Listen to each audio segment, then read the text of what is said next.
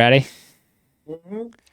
Welcome back to another episode of Unscripted Exchanges. You can see that Cole is not in the studio, but he is here remotely dialing in from, I believe, somewhere down south. Cole, where the heck are you and how you doing, man? Dallas, baby, good old Texas. Everything's bigger in Everything's bigger. Texas. Wait a second, I gotta show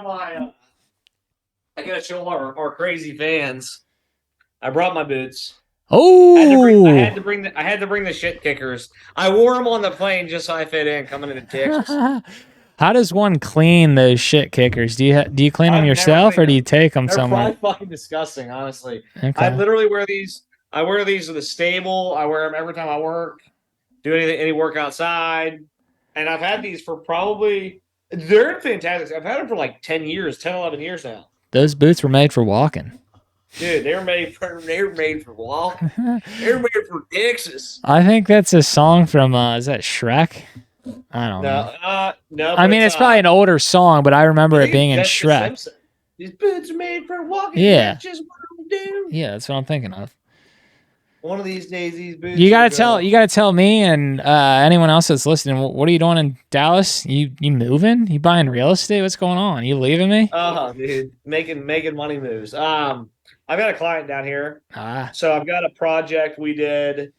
It's my first project with them. They're a huge company, and so I hired. I found a national partner for doing projects like this, installs, and I flew down just to make sure that everything went smoothly, that they knew what they were doing. It's the first time I've used them, so I just want to make sure I was here to answer any questions, and then spend time with my customer. You know, okay. bond. I guess what you call it, bond and build rapport. That sort of thing. So it's not bad. When I flew in on Tuesday, it was like 85 degrees. So I'm like, dude, this is like going into sunny weather. Yeah, it That's was perfect. beautiful, man. Yeah. Can't beat that weather. Do you get nervous at all when you're traveling? Whether it's getting on a plane or just getting prepared for working with your client or anything like that? Or No, yeah. no. I mean, it's funny because like funny. I don't know if the right word is funny. Maybe it is. So I've done, I mean, several projects like this, but never coordinated the whole install process myself. Yeah. So I outsourced. Well, we initially bid on it, and like we were planning on using our in-house personnel, Hmm. and I'm like, I won't win the business, and like this was the first opportunity I got with them. I met this company down at the show I did in September, down here in Dallas. So I had met them, and I'm like, they gave me an opportunity. I'm like, if I go in with this install price, I won't win it. So I found a partner to do it with, but I've never. I mean, this is a first for me. Like I've managed getting crews together. I've gone out on some installs for some new products for my clients, but I've never come by myself with no outside help. Like, I mean, this is the first time, and just with this partnership I had. And the funniest thing about it was, or the most unique thing about it was like I was like more confident knowing I was running the whole thing than I have been going in when other people are running it.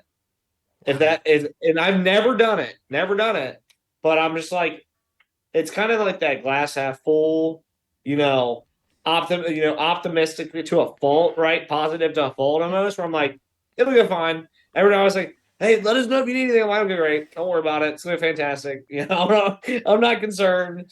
And I think it's just that um willingness I have to do whatever it takes to make it go well that makes me not worry. Like I'm like, hey, there's nothing that's gonna happen that is gonna result in this customer not being happy with what we built and what we did.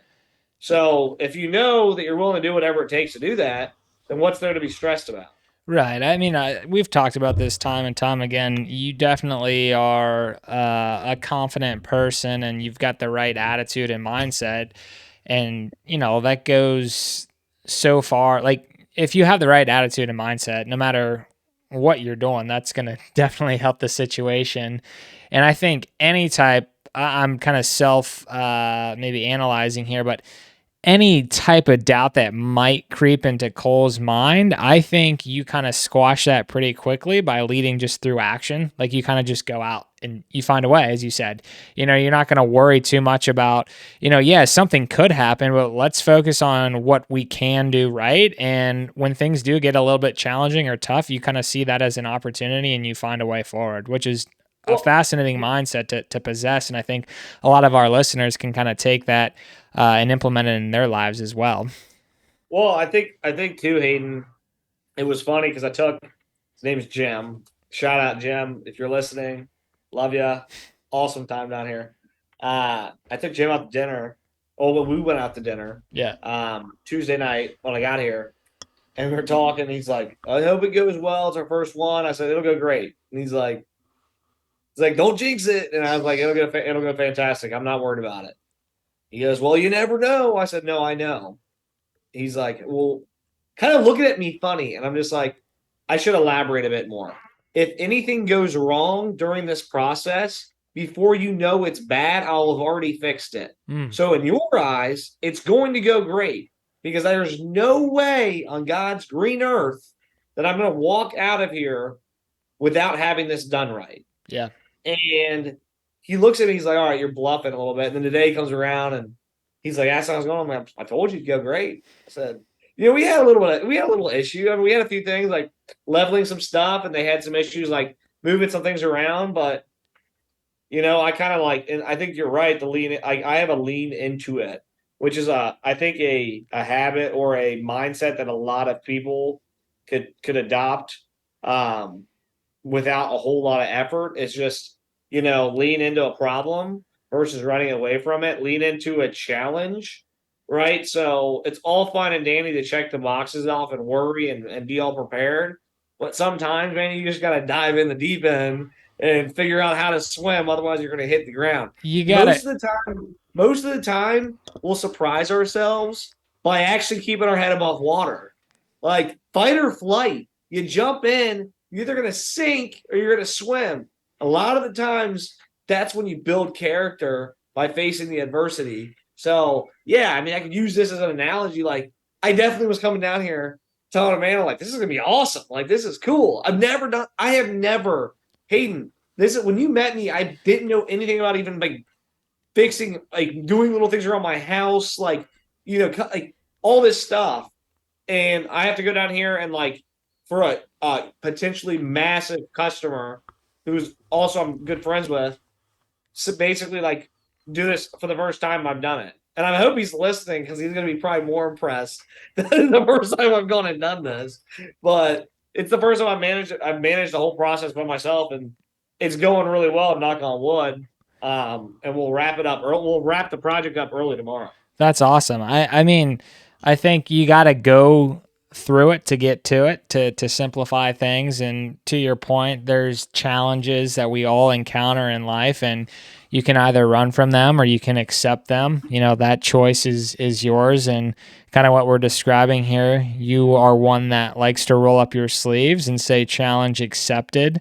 I definitely don't think you balk at something being too scary or big. I mean, I've heard you even talk about previous clients that you've worked with, and we don't need to get into those details, but you are willing to figure a way out or figure a way through it, which is such a fascinating mindset. I know we keep hitting home on that, but it is extremely important in today's day and age, where a lot of people do give up pretty quickly, like, oh, well, this is going to be I don't know where to begin.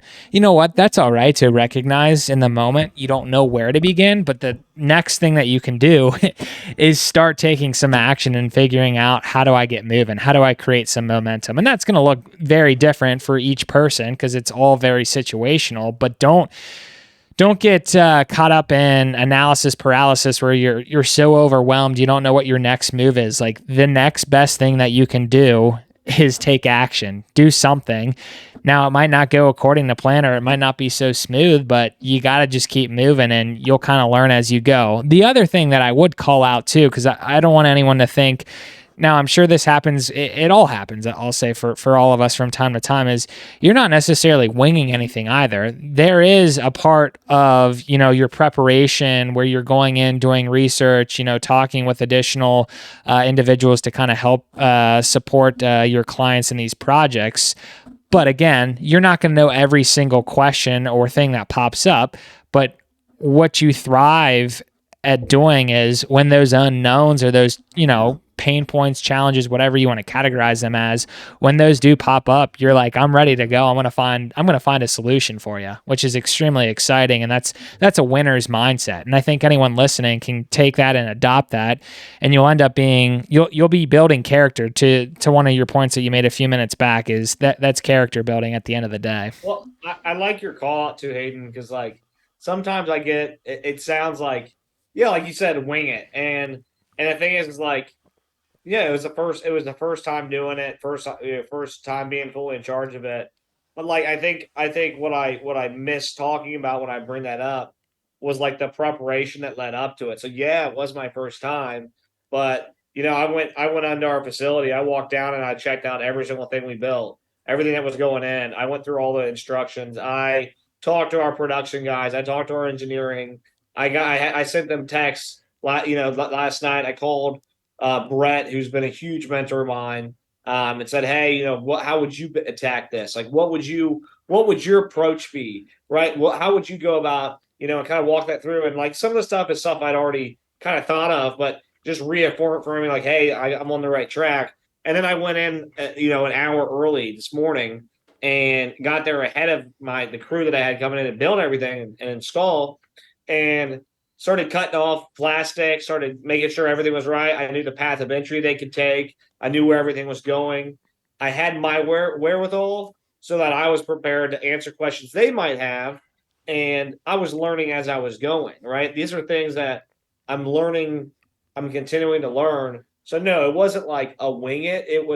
I was prepared as I could be for the first time for anything. And the interesting thing too, and Hayden, I think you can attest to this. Maybe you have a cool story to share. The cool thing is like now that's not my first time anymore. So I've been through the first time doing it, like, and I've got through that. So now I have experience, Mm. right? I have experience doing it now. But like anything you do in life, there's always a first. Yep. There's a first time you did something, Yep. and it's like once you just get over the hump of doing it one time, then you've got, and I'm sure there's been, Hayden, you could probably, like I said, maybe you want to share a story or not. There's probably been the first time you went for a long run, right? After you got that on your way, okay, I can do this, right? Maybe I need to train a little more. Maybe I need to eat a healthier meal. Maybe the first time you led a meeting at work, right? That you had a group, and the first time you got to say, hey, here's what we're doing. You were probably nervous. You probably were like, not sure, like, okay, I'm getting my kind of trying to figure out which way I should go, how to organize it. But you did it, and now you have it. Now the next time you do it, you haven't done it's not your first time doing it, right? So if you look at it that way, of like, oh, I just have to get this first out of the way. Like, just get this first time done. And then the second time I do it, like I'm not a rookie anymore. That's kind of the way I look at it. Yeah, no, I totally agree with all that, and I love the energy that you're sharing there. I think, you let your experiences build up, and that becomes your record or it's what allows you to maybe crush or silence any of that self-doubt. I mean, let's be honest here. You and I are very transparent people. We're not going to say that we're perfect with what we do. We've always, mentioned that, and we share our honest thoughts, but when you do start to lead through experience or action, you are immersing yourselves in these challenges, or you can frame them up as opportunities. The more that you start to create quote unquote data points, or yeah, you've gone through it, you can look back and be like, hey, it was my first time, but I'm only going to get better. Like, I get to take on another challenge or experience that may or may not be somewhat similar, but I've at least done this once and then twice and then so on and so forth. And you're always fine tuning and tweaking where you can get better and optimizing, your ways of working, how you're partnering with clients or just other team members, etc., which is extremely fascinating. Dude, just adding the more times you get out there and try something new, too. It's like, dude, the more you can draw, like what I like to do is draw correlations between like different things, right? Like I Yeah. tried this, and like by doing this, like if you break it down, now I'm like way better at project management. Yeah. Like now I understand how to like see a project beginning to end and everything that goes into it. So now not only have I added that piece to my tool belt, but I also know like what goes on behind the scenes. I know what some of my coworkers are working on. I know what other people in the industry are doing, so I can be much more empathetic with what they have going on. Hmm. I can relate better, and I can see the whole picture. Right, instead of looking at one piece of the puzzle, you're starting to put puzzle pieces together. I don't know. Yeah, Yeah, I'm no. pretty hyped up today. It was a good day. I'm down in Texas. I plan to go. I'm planning to go visit a horse rescue tomorrow after we finish Oh, up. So heck yeah. That's yeah. exciting. You'll have to tell me more about that offline. I Dude, think why one did you brought my cowboy boots? Hey, good point. I think one other thing that kind of parlays into everything that we're discussing here is when you embark down this journey of maybe starting something for this first time, or whether it's, the X number of time, you got to be willing to think creatively. And I think you and I are really starting to double down when it comes to being creative with unscripted exchanges. And we're going to continue to evolve in terms of what creativeness actually looks like. But I don't know if you have any thoughts or maybe just personal stories that you would like to share around the power of creativity. I mean, creativity is so relative and subjective, which is a beautiful thing, but I think that if you can truly harness your creativity as a person, whether that's just personal hobbies or professional experience, that's going to set you apart and allow you to create real world value. So I don't know if you have anything that you would, maybe piggyback onto or share around just creativity. And I know that's a very broad topic there, but I do think, again, when you immerse yourself in new opportunities, you have to be willing to be creative as you roll up your sleeves. So I want to start off with this. I want to get your feedback on this first. I think we're talking about creativity, Yeah. and one of the things that drives me absolutely bonkers, and not in a sense that negative drive me crazy, in a sense that it makes me want to pull my hair out because it's a cop out. Mm-hmm. And I'm calling everybody out that says this. We all have the ability to be creative. Mm. We all have the ability to use our imaginations Mm-hmm. and to think about things differently and to approach a problem from a different. Every person on this planet, because we all are unique in our own ways. So to say, oh, well, I'm just not creative, it's a cop out. And it's also a kind of negative self talk that a lot of us. I've heard this so many times, and I'm generalizing here, Hayden, but it upsets me, and I've caught myself saying it. People, well, I'm just not that creative with that stuff. And I looked up the definition of creativity just to make this point. Creativity is the ability to make or otherwise bring into existence something different through the use of your imagination. Mm. Is that defined from Webster's dictionary? What's your source there? Creativity is about using your imagination. Every person on this planet has the ability to use their imagination. So everybody on this planet has the ability to be creative. Creativity does not mean to me, oh, you can draw a really nice piece of artwork or you can design a really cool product or a lot of us like to put creativity in this bubble of like physically designing something or painting something. Mm-hmm. And creativity can mean, from my perspective, coming up with a different way to address a problem, or coming up with a different way to buy a car, or coming up with a different way to keep your lawn looking nice. Whatever it is, creativity just means approaching it in a way that's novel to you or approaching something differently. Um, and I also urge people to not be afraid of I think as we get older, and I've struggled with this a lot, and I've gotten better about it. And I think you, Hayden, have inspired me to, like, you've said it, like, dude, don't let me like, sometimes you've caught yourself like, hey, don't take me shooting your ideas down and like keeping that, like, keep throwing the ideas out there. Yeah. You said that to me. And what I've learned is that, not every idea or creative thought you have is going to be great, but sharing those is powerful. Hmm. So I'll give the example, and then I want to hear your reaction to what I just said about creativity. My example, really quick, and it's just a recent one, is the work I'm doing down here. When I first met the team that I'm working with, they came up to me and said, hey, you saw our showroom. What do you think? What would you? I said, oh, it looks great, fantastic, but there's some things I would do differently. And they said, well, what would you do differently? And I said, so I went on a rant. I'm talking like 5 minutes straight of everything I do differently, things I just thought of in my mind that may or may not work. And they actually sent more team members over to hear more of my ideas. None of those ideas have come to fruition. I Hmm. don't know if any of them were good ideas. Well, my point was that I was willing to share those ideas, was able to not only show that I am willing, I'm willing to be open and vulnerable, Yep. but also I'm willing to interact on a deeper level. Like I'm willing to show you how my brain works versus just sit here and say, oh, I can't think of anything.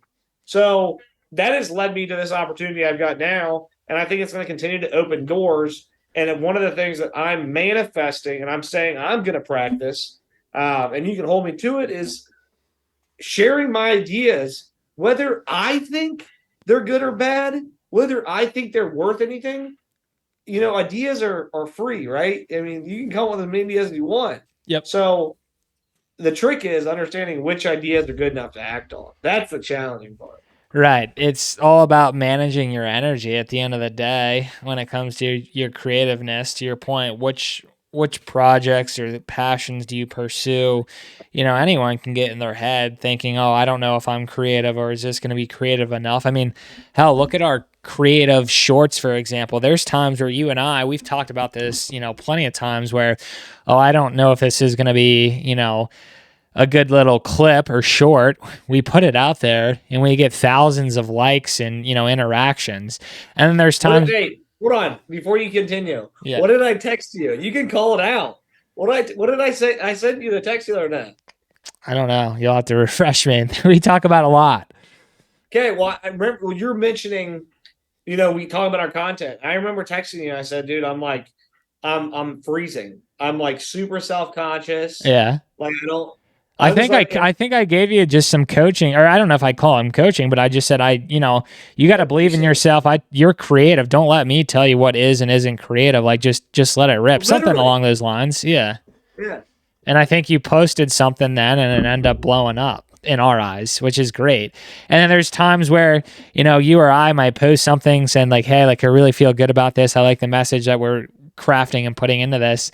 And then it flops, right? That's where it's also subjective and relative. And again, it's a vanity metric for a lot of us when we're looking sheerly based on, oh, how many views or subscribers do we have. I mean, there is some aspect in kind of tracking and monitoring that, but again, creativity can be very subjective or relative. I think the one thing that, So go ahead. yeah, go ahead. I was going to ask you a follow up question after you said that about creativity. Keep going. Oh, no, you can ask it first. Well, my question to you is, how do you, and because I feel like there's a lot of different books or practices out there that are all about like bolstering your creativity. Like, how do you really get into that flow? Because like I know from working with you long enough, dude, like I see when you get into a flow, like I know you're in a flow. Like I don't even, I just know because I'm like, I'm starting to get like text after text after screenshots. All of a sudden, I get a video with like the world like zooming in and like unscripted exchanges. Like, so I know when you get like a flow of your creative juices, like, what do you do anything that like, our listeners can try or like anything that like helps you get to that state of mind? Yeah, I think that's a phenomenal question. I don't know if I've really ever thought too deeply about it, but maybe some of the things that I prime myself before getting into that quote unquote state of flow is probably some supplements that I take. I mean, I'm not basing it solely on that, and I'm not trying to push any supplements to anyone that's listening. Like, oh, you got to go do X, Y, and Z or put this into your body. I mean, it may or may not have an impact on me. I like to think it might. There's that, and then I'm very intentional with my time. And you and I have talked about this. Like, obviously, we have the podcast studio here. Like, when I come into this room, this space and this time is defined for a certain reason or at certain intentions. So, when we're not filming, there's a lot of times, hours spent where I'm just jotting down ideas, like random bits, thoughts. I'm taking notes. Like I'm just letting my thoughts just completely fall out of my mind because a lot of us do, not a lot of us, we all have just fleeting thoughts, and like it's healthy to be writing down those thoughts. And then when you start to look back on some of those thoughts, oh, you know what, maybe this isn't something worth pursuing, but you know what, actually this idea, this seems very interesting. Let's pursue this. Let's craft something pretty creative here and push this out to the world. And then again, whether or not there's mass adoption, that's, up for what happens when you push upload. um, Right, right. I think creativity, and I'm kind of already jumping away from your question there, but just to put a bow on that, what do I do? Again, probably to repeat myself, one, some of the supplements I think kind of help with my thought process and thinking.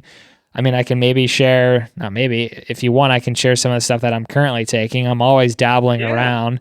Yeah, you Um, bring it up. Shoot, dude, spill the beans. right, Spill the this is sauce. our own damn Spill the podcast. sauce. It's not like I can't share what I'm taking. I mean, right now I'm taking, and I used to have a different stance. This is just me being uneducated. I'm sure there's people out there that would say, well, I don't agree with, the science out there, but I think there's a lot of good studies. But actually, creatine can actually boost your creativity or your creativeness. And maybe there's a more scientific way of, describing that, but it can help with brain function and performance there. I am taking like B12, like vitamin, which helps with energy. I'm trying to think of some other supplements that I've been dabbling around with. Again, I'm not saying to anyone listening that you have to do this, but again, maybe do some of your own research and kind of understand, okay, there's all these options with supplements. Maybe you consult with a doctor, or maybe you decide you're going to just do kind of some of your own testing yourself, and you start to track how, your performance might be. So that's kind of that lens when it comes to like supplements. And then again, be very intentional with your time. Even if it's starting with 5 minutes a day, be like, I have 5 minutes where I want to be quote unquote creative. What does that mean? Maybe it's just taking time to put pen to paper and writing out your thoughts. And then you can go back and refine those thoughts and package them up and present more of a digestible story that's going to be engaged with by the masses, especially if you're talking about pushing content online. And that leads into another great point here. I do think creativity is really intelligence at its highest form. But I think where a lot of people may or may not get things right with creativity is not only being quote unquote creative, but matching that with storytelling or sales and marketing. Like, Cole, you can be extremely creative, but if you don't know how to properly present that in a unique or novel story, it's not going to get a lot of buy-in or engagement, right? And that's where Right. people do struggle. They're like, well, my work is, so great, yada, yada, yada. And it may or may not be, but I think really where you can start to maybe see common themes is, well, you're not doing a great job of presenting what is the story that you're trying to share as part of your art form or the creativeness.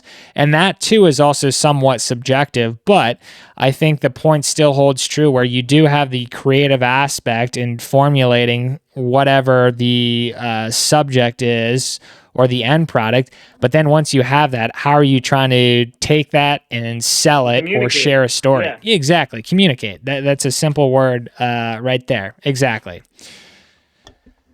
So that's my spiel on That's what that all creativity talks and about. harnessing just the power of, telling a unique story with it. And sometimes too, it doesn't have to be or not personal, but it doesn't have to be public. Maybe you just want to be creative with drawing, writing, and you don't have to share that with the world. But I'm talking in the context of you and I with our partnership here with the digital media company that we've established. We have to be very creative with how we are packaging up and sharing content and presenting that story or communicating that story. And I think that's where we're going to end up setting ourselves apart from many of the players in the digital/podcasting space. Dun, dun, dun. Amen, brother. Amen. Fist bump, air fist bump, man. Feeling good. You got me fired up on that. Um, yeah, I think there's one other point. I take notes as we talk through some of this stuff. It's again just how my brain processes things. When we're talking about being creative in like a work setting, I think I'll end it on this. Like you can package things up with multiple different recommendations or solutions, which essentially is just consulting 101. So using kind of your story, you could have come to your client saying like, "Hey, we can do this option," and maybe it's the only option, or you can come to them saying, "Hey, you've got option 1, 2, and 3." And again, I'm oversimplifying things, but then you can kind of share the pros and the cons of each of those options. And you might be able to sprinkle in your own bias or try to influence them based on what you think may or may not be the right option to go with. But then you let your client ultimately make that final decision. So I think again that is a way to be creative and package up creative solutions and then allow your client to make that final decision. And where you really can excel is not only packaging up, hey, here are your options, or here's the strategy. That's another word that you could, throw out there with these quote unquote options. But if you can also share with them a way to execute that strategy or those options, then it's game over. A lot of times people are like, yeah, we got this great idea, this great solution, but no one can then come to the table with, well, how do we actually implement it, right? And that's where you start to set yourself apart as, hey, not only do I have this great recommendation or solution, again, whatever words you want to choose there, but I also know how you can implement it. That is going to Well, truly set you apart. I was gonna say you just made me think of. I'm gonna give a little sales tip, a little sales hack. Let's hear it. You hit something that I do, and I learned this back in us selling telecom.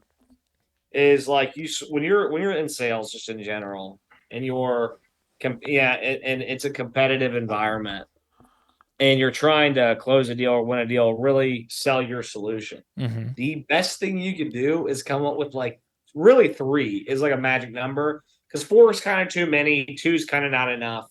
So three, right? Three tips of the triangle. You have option A, option B, option C. What you do then, if you've got your client's ear, your prospect's ear, is you're making them compete within the triangle. Yep. So you've got them in your coal triangle, and you're making them compete. They're not comparing your one solution to the other vendor or other salesperson's one solution. They're competing your solution A to your solution B to your solution C. So now you're competing with yourself. If you can give somebody more options, especially like you don't want to have too many when I'm too little.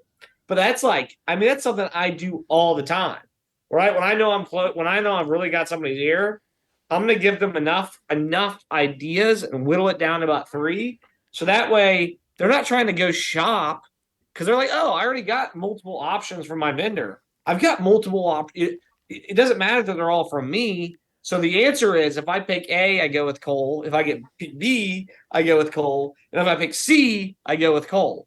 And I'm telling you, like anybody that's in sales, you can do that. You're going to close so much more business. You will literally your sales. You can quote me on this. You'll see probably 50% increase in sales if you can give your customer three options. and you have their ear and you've done your job with the discovery and all that stuff, dude, then it's like I don't care which one you say yes to. I might be biased towards one, but whatever you decide to go with, you're going with me. So Amen. It's a great sales tactic right there. it made me think of that when you said that. No, I love it. I appreciate you sprinkling that in. Well, I know you're burning both ends of the candle, and I want to respect your time. So I say we wrap it on up. Do want to say thank you, as always, to anyone tuning on into our conversations. Cole is continuing to kick ass and recruit and bring some awesome names on our podcast. If you tune back into last week's episode, we had a great guest speaker on, Scott Jacobs, talking to us about angel investing. Cole's building out a pipeline of great guests coming up here as we start to think about March and April. So again, kind of tooting your horn here, Cole. Thank you for bringing on awesome guests. We're excited for what's to come and continue to support us. Anything else you'd share there, Absolutely. Cole?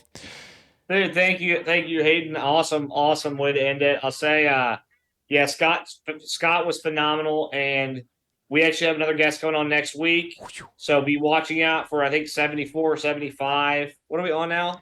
Yeah, I think that would be this. The one that we're filming right now is 74, so that'd be 75 then. 75. We got a serial entrepreneur. He started his entrepreneurship career journey back in college. Went to the Miami University in Oxford, Ohio.